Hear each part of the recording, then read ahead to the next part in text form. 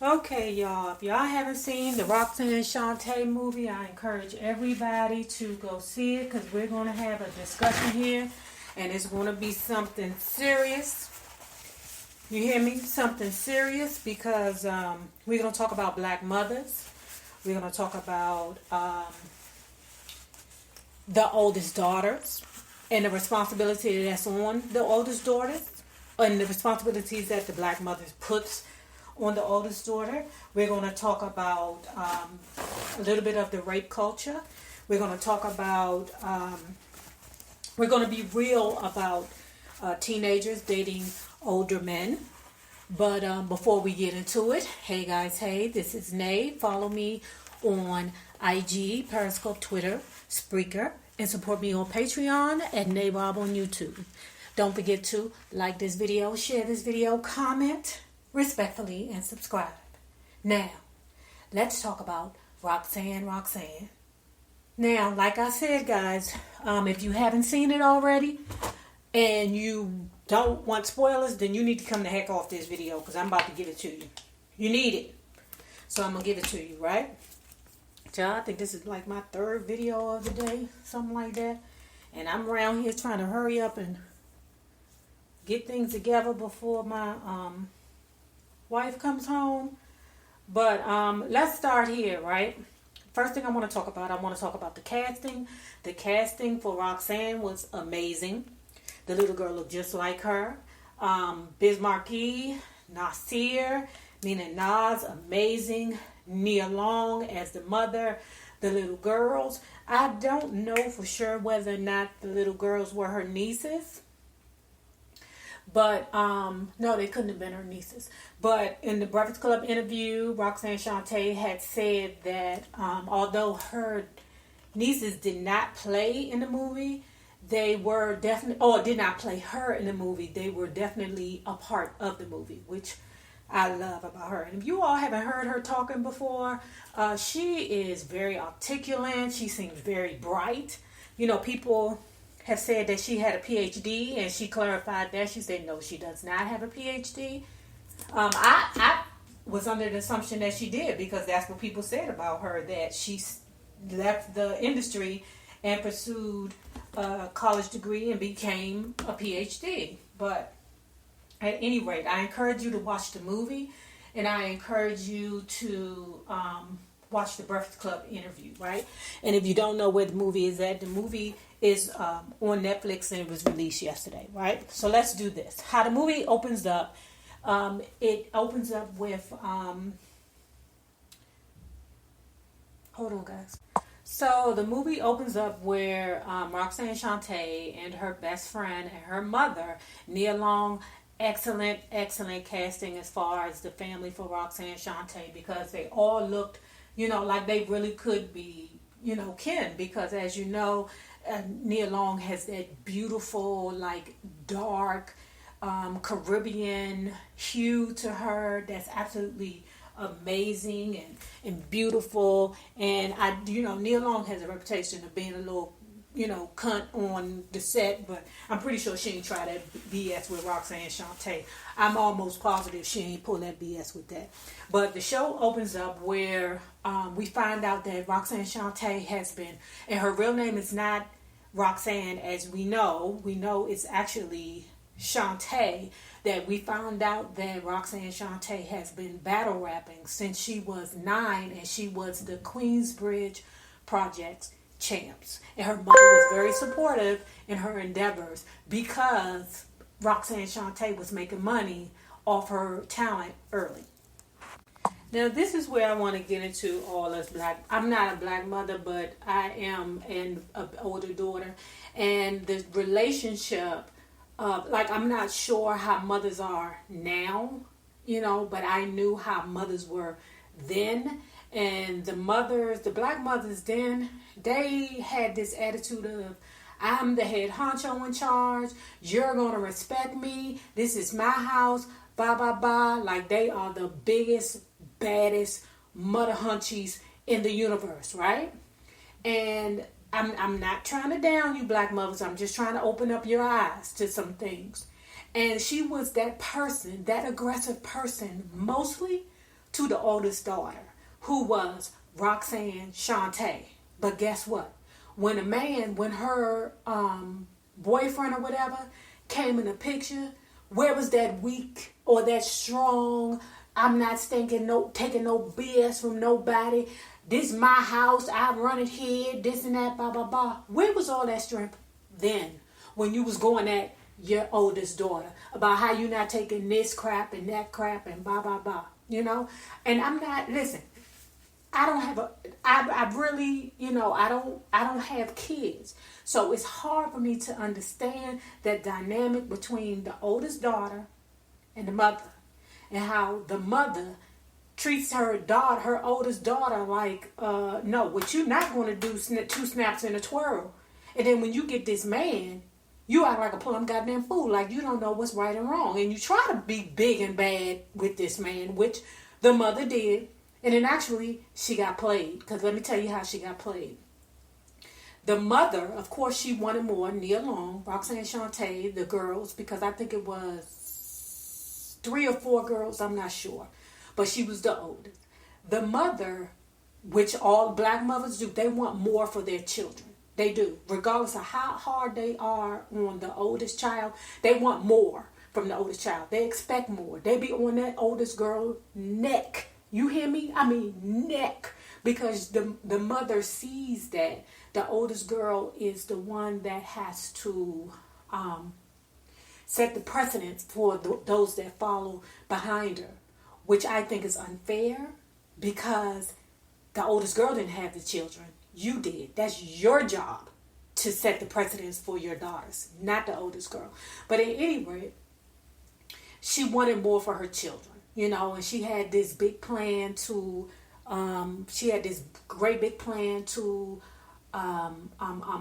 move into a home. She had a boyfriend at the time, but we can all see the way they pictured it, or the way they directed it. We could all see that, wait a minute, it's some BS with this boyfriend, because it looks like the mother, Nia Long, is more into the boyfriend than he is to the mom.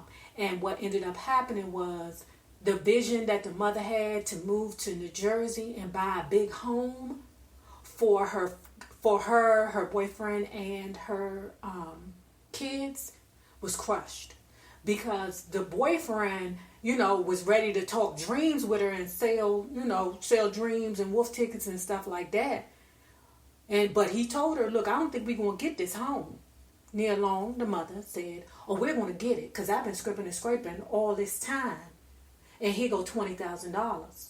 The boyfriend, Mr. Shiesty, said, you saved all this money? She was like, yeah, and we're going to live happily ever after. Oh, he lived happily ever after once he ran off with her goddamn money. And remember how I say, if you're a regular naysayer, that it always takes one instance to change you forever. And that's when the mother started drinking, because she was so broken.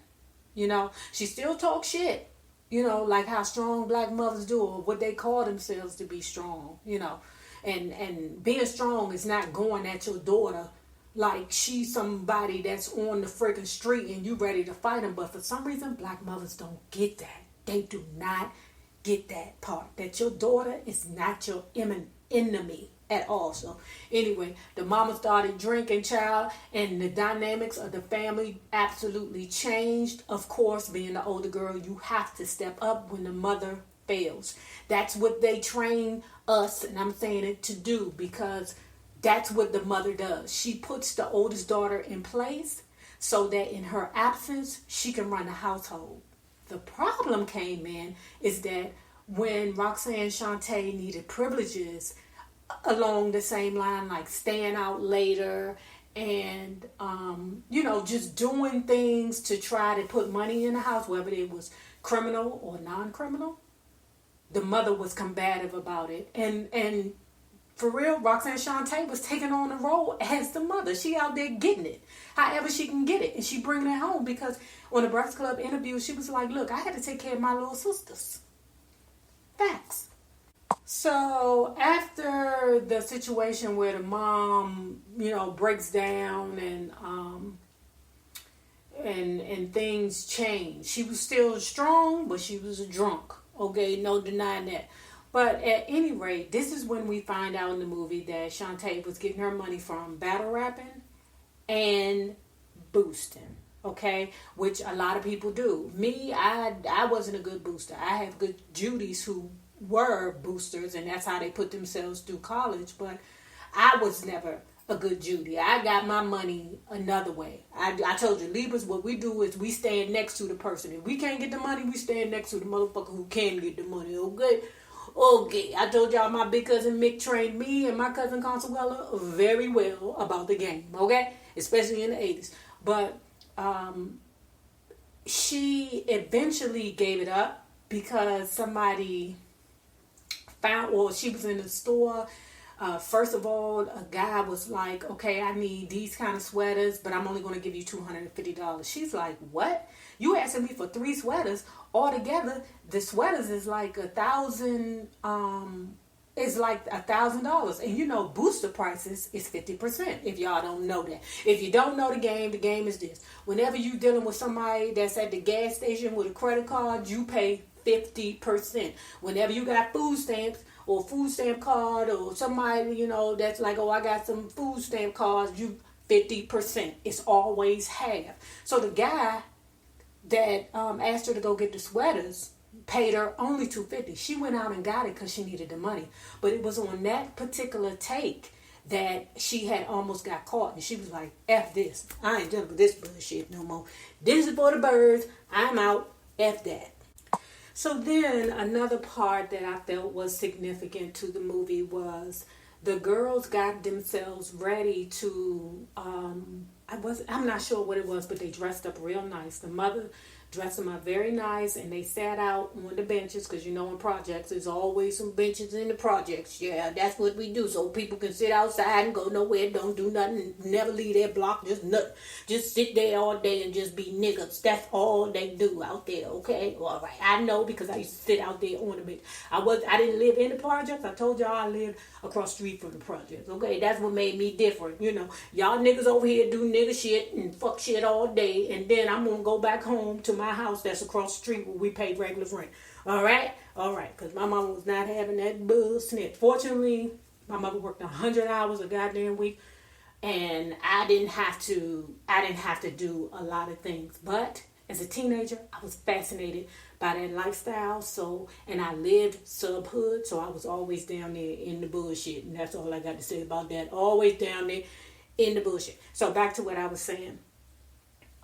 So the mother fixed them up really nice, and they were sitting out front on the bench all day waiting for their father.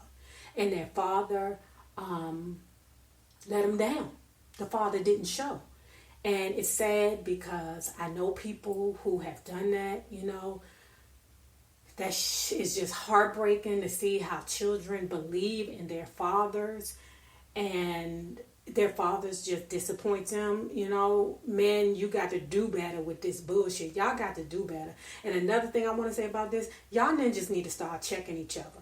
Okay, and I'm going to expound on that later. But y'all ninjas really and truly need to start checking each other the way that women check each other. Because you know us.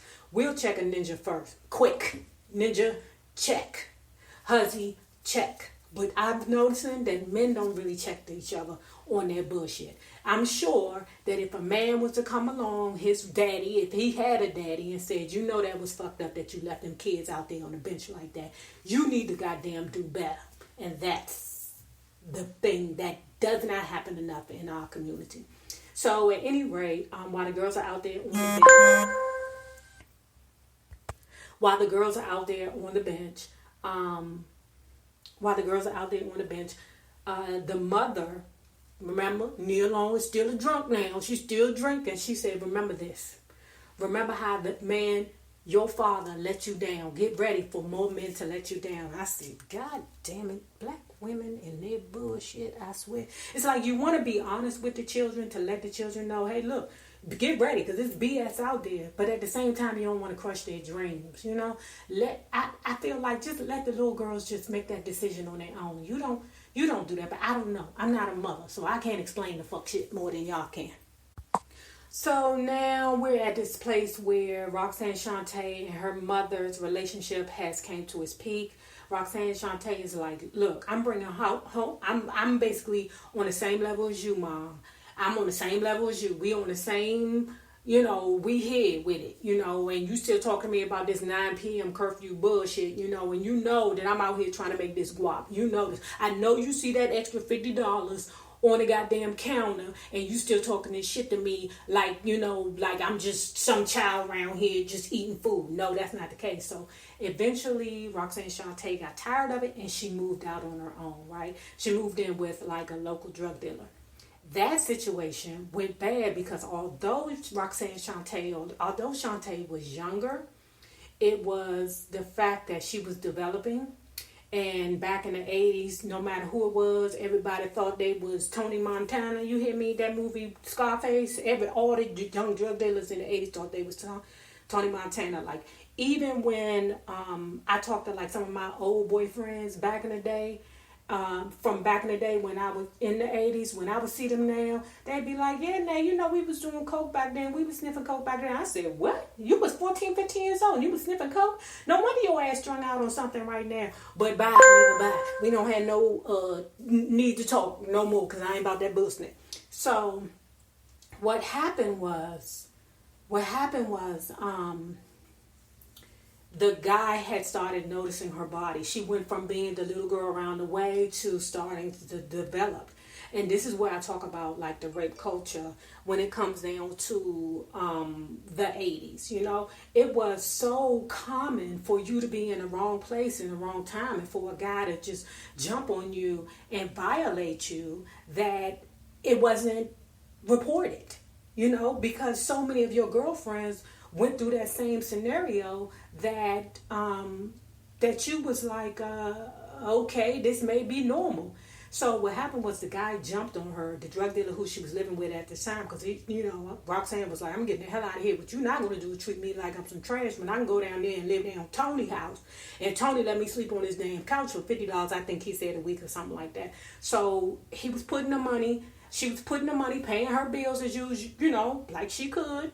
From battle rapping because she stopped boosting, but one day he looked at her sexually. He tried to force himself upon her and then he caught himself, right? And he was like, look, you got to go. Much kudos to that young man. Props to that young man because a lot of mother suckers wouldn't have caught themselves. A lot of mother suckers would have been old dirty dicks and they went on and raped that girl because when he got up and he realized what he was doing, he was like, look, Roxanne, you got to go. And she was like, no, don't send me home because you'd rather do anything than go back crawling home to the drunk ass bitch that's at home trying to tell you that you ain't shit or you ain't not shit, but you ain't nobody and you putting forth to the goddamn household. Like, you know what I'm saying? Like, I might not be paying the rent around this motherfucker, but I know I'm putting some bills down. I know that shit. So, and then same thing, and the reason why I go back and forth with Roxanne Shante and why I feel her so much, because I was that girl, okay? I was definitely that girl. Not to the point where I was boosting. I ain't had to do that yet. Like I said, I just knew how to stand next to the motherfucker that was getting money. But she did not want to go back home to her mother, right? So she was like, fuck it. If I ain't got to go home to my mother, then you can have me. The young dude was like, nah, I ain't fucking with you, Roxanne. So she ended up going back home to her mother. So now I'm about to say a part that if you don't know, then listen up. But if you do know, don't get pissed off that I'm saying it again, right? So at any rate, if you don't know the story, UTFO had came up with a song called Roxanne, Roxanne. And in the same project as Roxanne Shante was this guy named Marley Marl, right? He part of the rap industry. He's one of the founding fathers of hip hop, right? So Marley Marl seen her going across the street to do some laundry for her mother, and considering her her capabilities as a battle rapper, he was just like, Shante, come on upstairs, and I need you to do a retort to Roxanne, to UTFO, Roxanne, Roxanne. Child, she got on the radio with that thing, okay? That thing made it big. I remember, child, I wish my name was Roxanne so bad. Let me tell you something. When I was meeting ninjas back in the 80s, let me tell you what my name was. Not Renee. It was Roxanne. So now let's say this. Along the way, it was always like this old, he was an older guy. Matter of fact, he was the dude who used to play in House of Cards that was on Netflix too. He was it Remy? Rainy, whatever his name was, and he also played in this other good movie. I forget whatever his name was, but he kind of got like this cuteness to him that I kind of like, right? But he was old slimy dog because he was always like around. You knew who he was. He was like the neighborhood dope dealer. You know, he was somebody that you knew who he was. You knew what he was around to do. You just knew what was up with him. And hold on, guys. Hold on. Okay, I'm back. So, along the way, it was this slimy dude, this slimy drug dealer dude, you know. And I'll tell you why he's slimy later on. But it was a old slimy drug dealer dude. He was about 26 years old, but he was peeping Roxanne the entire time. He was seeing her going up through the ranks. Now, he remembered her also as a child, or and that was just like a couple of, months, years ago, where she was a young girl, but he watched her grow up. Which sometimes, ladies, when you're in the hood, sometimes them older dudes, them older cats be preying on your ass. They be looking at you like, oh yeah, as soon as she hits 16, I'm in them guts. Okay, I am in them guts. So he had started to pursue her, but at the time she had somebody looking out for her. I don't really know his position, but I know he had got locked up. And as soon as he got locked up, that opened the door for the little snake to come through, okay, and get at her and charm her. Next minute you know, she messing around with the drug dealer dude.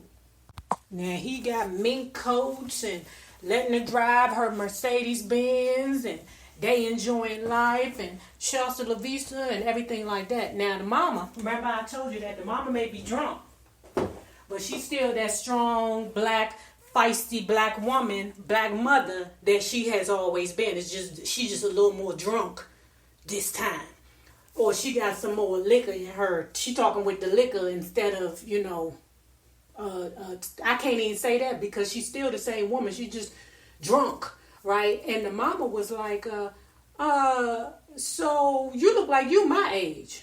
The black dude, piece of trash that he is, was like, you sound like you mad, mama. You mad that you ain't happy? Some ninja done done you wrong? Mama was like, how old are you? Are y'all fucking?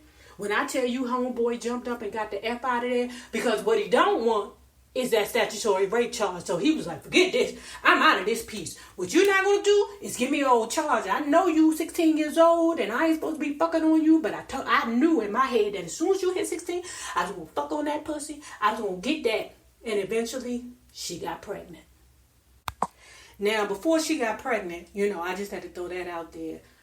Roxanne was told by her managers that you have a power, like all women do.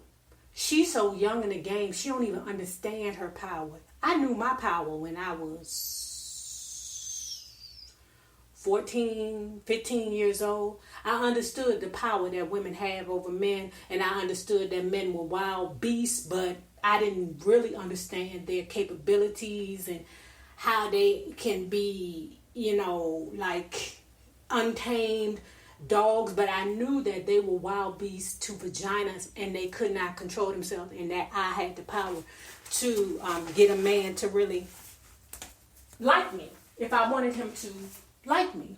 And Roxanne Shantae's manager was like, look, you need to get with this, okay? These men want you. You can get gifts. So that's what you need to do. You need to get gifts.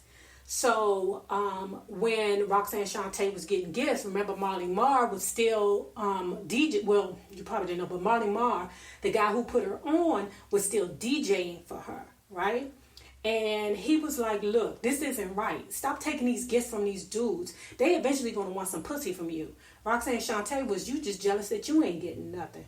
He was like, oh yeah, you smelling yourself. Fuck you, bitch. I'm out of here. So he left while they was on tour, because it was Roxanne Shante, some other people, and it was I think her name was Speedy D or something like that. They had a record. It was a battle record between Roxanne and Shantae, and I want to say Speedy D or Special D, something like that. But it was another girl rapper, right? So at any rate, Roxanne Shantae was like, Molly Martin then took all my records and everything. How I'm a rap? Biz Markie, y'all know Biz Markie is down here in this area. You know, he been living out in Laurel for like 100 goddamn years. And they took, trust me, the Biz Markie who they picked look 100 times better than the real Biz Markie. I ain't trying to be funny, but we all know what the hell Biz Markie looks like. Shout to the visa to the person who casted Biz Markie. Big thumbs up. Thank you, thank you, thank you. So Biz Markie was like, look, what we gonna do is I'm a beatbox the whole time. You don't need them records. So that's how Roxanne Shantae and Biz Markie hooked up together. He was on tour with them, you know, like it was a hip hop tour or something. Biz Markie been around a long, long time. Long time. I mean, when I see his ass at the Walmart out in Laurel, I'd be like, oh my God, Biz Markie, you still look the same. You still look the same. Saying to myself, you still a Bama, baby. You still a Bama. But because I know you done gone other places and seen other things, you probably got 97 kids, you probably can't afford to, you know, shop outside of Foreman Mills. But I'm going to leave that there. I'm going to leave that there. So at the end of the tour, or while they was on the tour, I guess the way that they got her back or they pulled a scam on her was this. This is how she got out the game. She, at the end of it, the manager was like, oh, they stole your money. Roxanne Shantae was like, what you talking about? They stole my money. Well, yeah, after I paid all these other people, your money got stolen because I went to the bathroom. I left your bag right there. And somebody stole the bag. I'm saying to myself, use a motherfucking lie. That's bullshit. Because how you gonna be from New York or any type of hood, any type of project place, and don't know that you're not supposed to leave your bag anywhere?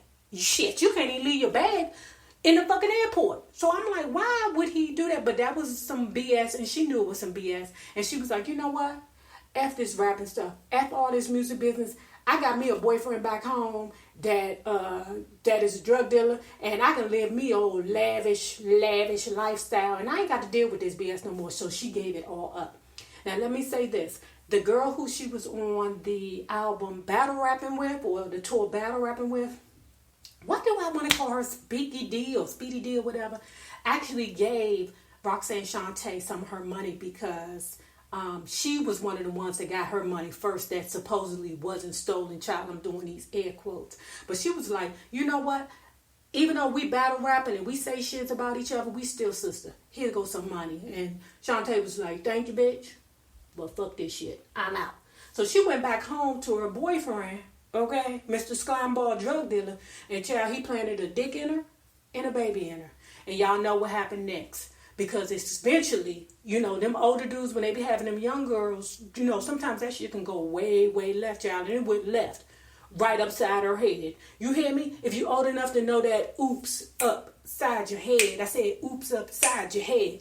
That ninja had some anger issues. And like I told you mothers, if you got sons that got anger issues and you can see it when they small and they young, y'all need to get them motherfuckers some help. Because I'm sick and tired of seeing how all these ninjas is beating up on these women. And you know, and y'all know that it's a problem back then and y'all ain't doing nothing about it. That's all I got to say about that. So now, you know how us women do whenever we going through problems. First thing we want to do is cut our hair, child. So she went back home to her mama house. Not that she couldn't afford to go to a salon. Not that she couldn't afford to go to a salon. I think it was just she needed to feel that sense of home to keep her grounded. You know, sometimes you need, sometimes you need that just to go home. Just to sit in a place with your mama, to sit next to your mama so you can get her energy off of her and absorb her energy to make you feel better about yourself. That's just fact of the matter. That's why I believe she went home instead of going to a hair salon, because one of the neighbors was there doing her hair and cut all her hair off. And like I said, you know, women, every time we going through something, we believe that when we cut our hair, we're cutting the problems out of our life, child. That's why half of us stay bald headed our whole life. So now we at the point where And I don't recommend no woman do this. I don't even understand why she did it. Because when she did it, I was like, why the fuck would she do that? But he came in the bath. She was in the bathtub, child, and he put that good old 1988 herringbone around her neck, child. That thing lay flat and gold on her neck. Do people still even wear herringbones? Do they even still wear that? I mean, I bet you the Migos wear it. I'm pretty sure they probably do. They wear every goddamn thing else. But he put that herringbone. He was like, I beat you because I love you, right? That's what I do, right? And she was like, okay, can I have this bathtub back? I said, oh, shit. She getting beside herself. So what she did was she got out the tub and she went in there to him. And she said what I don't recommend any woman to do. I'm leaving. Why would you tell a motherfucker who is a wife beater that you leaving? But she's young. She's 16. She don't know no better. You don't tell a motherfucker you leaving. You leave. Because if you tell him you leaving, he won't be like, oh, you leaving? Oh, okay. And then beat it up out of you. And that's what he did. He beat that thought of leaving up out of her until she got into the hospital. And her mama was like, I'm going to need you to get yourself together. How about that? She came back home, or she went back home to her mama's house. Thank God. And let me say this. When she was having a conversation with her mother, which was breakthrough to me. A lot of times, black mothers just need to just say, I fucked up. I really fucked up with raising you, and some things that I made. Not everything I believe was wrong that I did, because I don't believe every black mother is wrong. But sometimes you need to take time to listen to your children. Because when she was laying on that bed, bruised up and beat up, because she done broke like 3 or 4 of her ribs, she said, Ma, all I wanted to do was be a kid. And then you started drinking. And I think that resonated in the mother for her to realize, damn, one thing in life, my drinking rippled out so much so that now my baby is here. Child, that movie was moving. It was very moving. So now you got Mr. Slimeball drug dealer saying to her, I think you need to come back home, okay? Come back home, husband. Come back home. She's like, no, I ain't trying to come back home to you, child. I'm free. And I'm trying to stay free. He said, oh, you want to be free, bitch? And you want your baby too? You need to pay me $10,000. So what she did was she went to a lawyer. I think the one white dude in the movie was a lawyer. It's always got to be one white dude in every black movie, or one white person in every black movie. But I think he was a lawyer, and he drafted some paperwork that said something. I'm not sure what it said, but she actually gave him the $10,000 for her son. And then he signed the paperwork, I guess, to say that you will stay the fuck away from me and my baby. Fuck you, nigga. And pretty much she got her baby back. Pretty much that's how it ended with them leaving the projects. I guess she got enough money together because they did do a record. She finally did get her album, because she went back on tour, I think it was. I'm not sure. But she finally did get her album. And with that, I guess that front money, she got her mother and her siblings up out of the projects. And she said, I think they bought a house out in Newark, New Jersey, right? So at any rate, overall, it was a great, great movie. The casting was well. The imagery was because I didn't get the same feeling that I got from like when I seen movies like Paid in Full. Paid in Full, whenever I look at that movie, I feel like I'm going back in a time machine. But it was decent. The clothes were cool. It just, I'm not sure. It just wasn't, it just didn't feel like you were going back in time. So, but anyway, guys, I encourage you to see the movie and then come back and we can discuss it down in the comments. Now, remember this. The same people you meet on the way up are always going to be the same people you meet on the way down. Naysayers, my patron loves. Have a good one. Deuce.